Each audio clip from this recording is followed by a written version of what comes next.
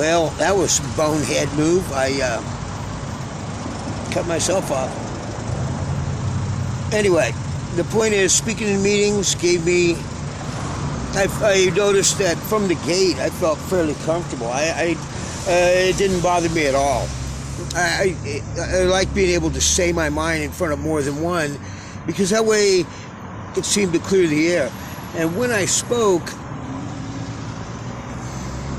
I wasn't trying to just repeat cliches or say witty things. I was just telling people really how I felt. And one of the times I remember I said something about all you people that come up here and talk about how much money you got, just realize that my dope fiend mind is digitally categorizing this and cataloging it and storing this information so that if I ever go out and need to, I could go over and rob them. And they all thought that was funny. Well, I wish I could remember half of the fucking addresses I did. But anyway, in doing that, more than a few people said, you should do comedy, Brian. And I've always been a writer, writing things. And I'm fixing to publish all those writings that I never did. And why? I don't know why I never thought. Or because a lot of the shit that you read, pure crap. A lot of the shit you see on TV and film, pure crap. A lot of the shit you see out in the regular world, pure fucking crap. Well,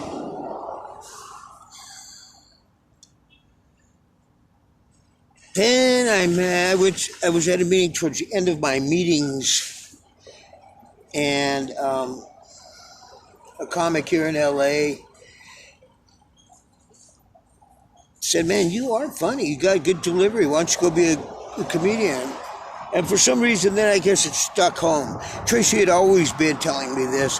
I probably should have listened to her years earlier, but it really struck home then. So I started doing it.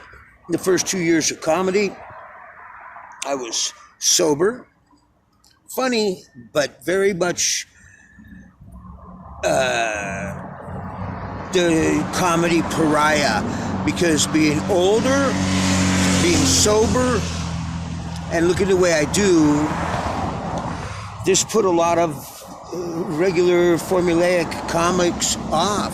So I really didn't have any friends in that regard. And then finally, while I'm doing comedy, some shit happened with program and it just became disillusioned, and I said, fuck this. And I drank a couple beers, at which point my sobriety was broken, blah, blah, blah. But I never went back out hardcore crazy like it used to be. But in the course of the years that I did do comedy, and I worked at it, I ground at it, spent a lot of money, but I don't regret a bit. I got to do some big prestigious shows, and almost invariably, I always produced. I never really embarrassed myself as far as loser performances. I embarrassed myself as far as my off-stage behavior, but that's because I'm still just a wild man underneath. Well, I also had some friends that were regarded as higher echelon comics, and they introduced me to various things, people, and places that were illustrious in a way. And so I got lucky. I didn't realize I got so lucky. I was running around mucking with the royalty of Hollywood. Actors, writers, directors, producers. Part of it was because of program, part of it was because of comedy. And part of it was because I don't think that just because somebody has some kind of job, they're paid a ton of money, I don't care how much of a star they are. I'll go up and talk shit to them. Not talk shit, but just talk to them, and unless they're a fucking asshole, then I'll talk shit. So I got around in Hollywood quite a bit. I got to go to great parties, see expensive things. Construction also put me into contact with a lot of very rich and, well-known people or whatever. And I took it, I thought that everybody's experience was like that, sort of, and not really. Apparently, I kind of had a blessed introduction to comedy. I miss it. Life has, it took over. Life and its crises, personal crises for me, took precedence. I love my wife, my dog, my cat, my friends, family. Well, not family, but those, the things that I love, I needed to take care of. And we were in the middle of financial crisis, and it just has gotten worse ever since. At which point, that's what takes over. To follow a passion of heart, you have to have the resources to do that, the time to do it, the money, and doing it. Although I started making decent money at comedy at the end, it had cost me quite a bit. I'm not blaming that at all. It was well-spent money. But my point to all of this is that I always knew Hollywood was kind of creepy. It's a little bit secular. People, they say the Jews. There happens to be a lot of Jewish people that are running Hollywood. You know what? There's a lot of Jewish people that run a lot of fiscally profitable enterprises. Same with Armenians. The fact that those cultures dominate in those arenas, I mean, jealousy, you could let that run, but you got to give them credit. I don't care whether they're Jewish or whatever. I don't care whether it's turned into, LGBTQ, whatever. But I always knew that underneath the shiny facade exterior, there lay the creepy under fabric. It's always been known about casting couches. And then in recent years, Harvey Weinstein, Jeffrey Epstein, the list goes on. Jeffrey Epstein, they pretty much, I don't think much got fabricated. I don't know whether he killed himself or not, but most of the allegations that were made against him, the flood of evidence is just too damning to ignore. And that guy kicked it with everybody. Not to say that everybody he kicked it with was a creepy piece of shit like him, but most of them probably had to know something was up. Now, I don't care if I have $1 billion or no dollars. If I know someone's a fucking creepy sexo piece of shit, I'm not hanging with them at all. You won't catch me in a photo with them smiling, and I don't care. That guy's a fucking piece of shit, right? Well, a lot of people got photos of a lot of people kicking and smiling. Well, so it's hard to say who all is involved. But the allegations and insinuations and in a lot of cases outright criminal charges that are going on right now as we speak are enormous in their scope.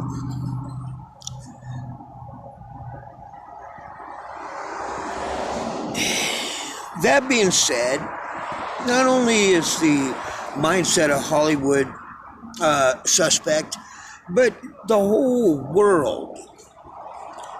This thing with BLM, that's a fake job. BLM gives not a fuck about black people. I don't have one black friend, I have 1,000 of them. So, and they know that I'm a fucking dick and that's just the way it is. But it doesn't mean that I wouldn't stand back to back with them and fucking fight to the bitter end. That's a smokescreen against this fucking COVID lie. I believe now there's no such thing. If there is a thing, it's just been this media-created monster that has been blown out of proportion. There's only a tiny kernel of truth that has been made into the whole cob, or, whatever.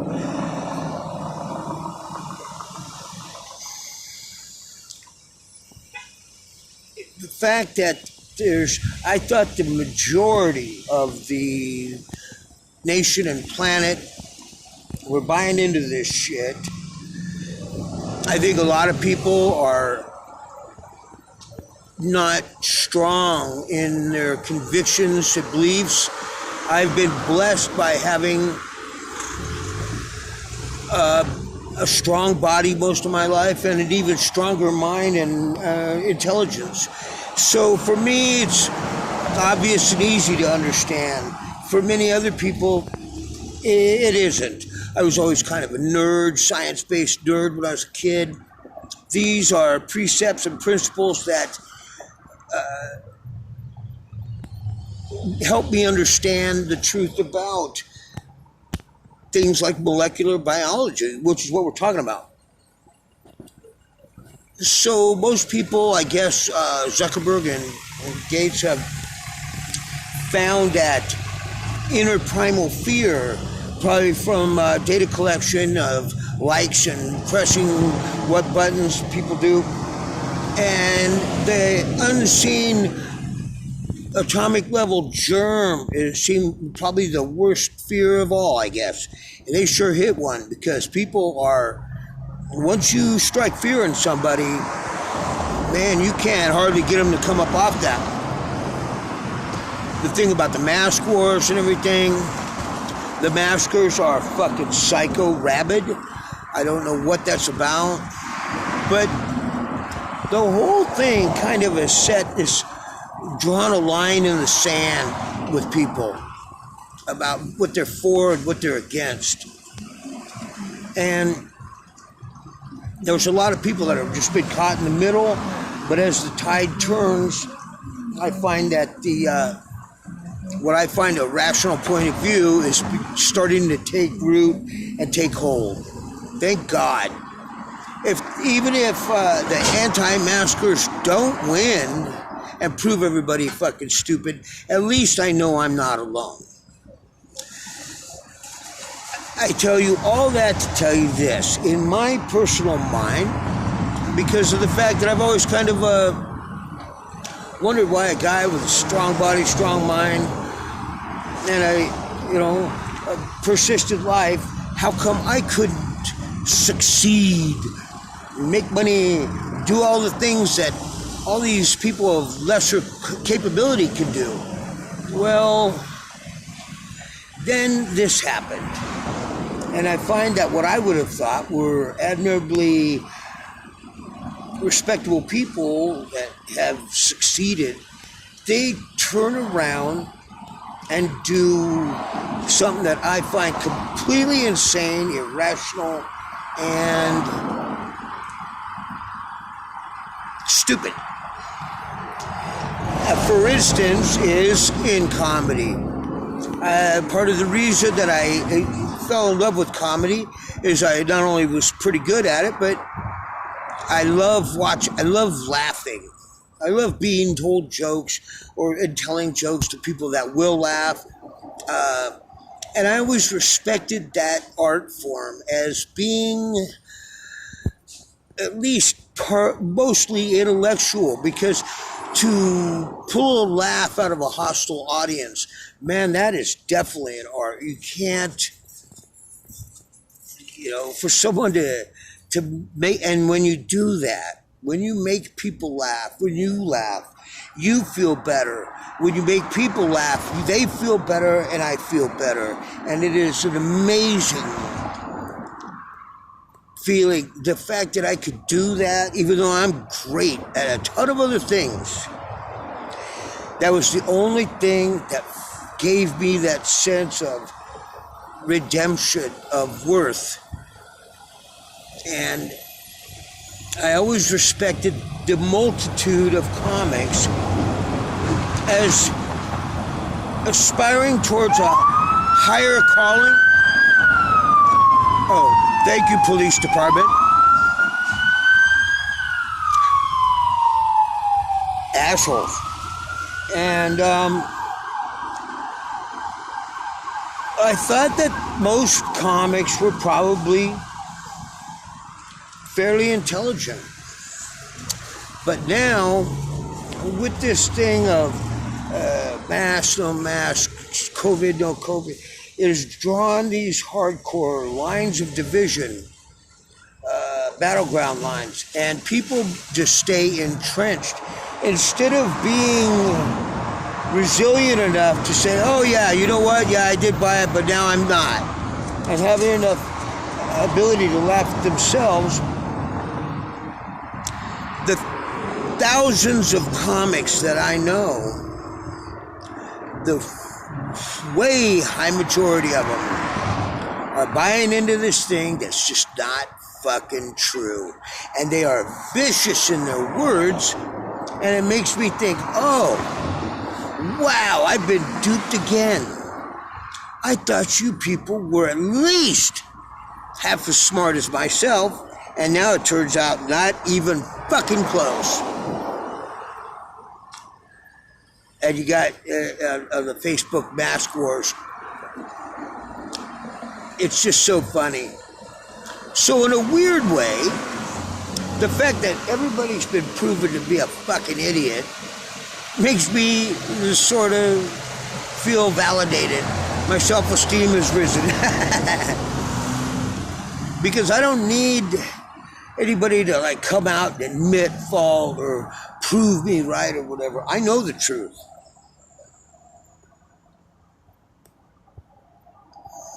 The truth is, in America, at least in America,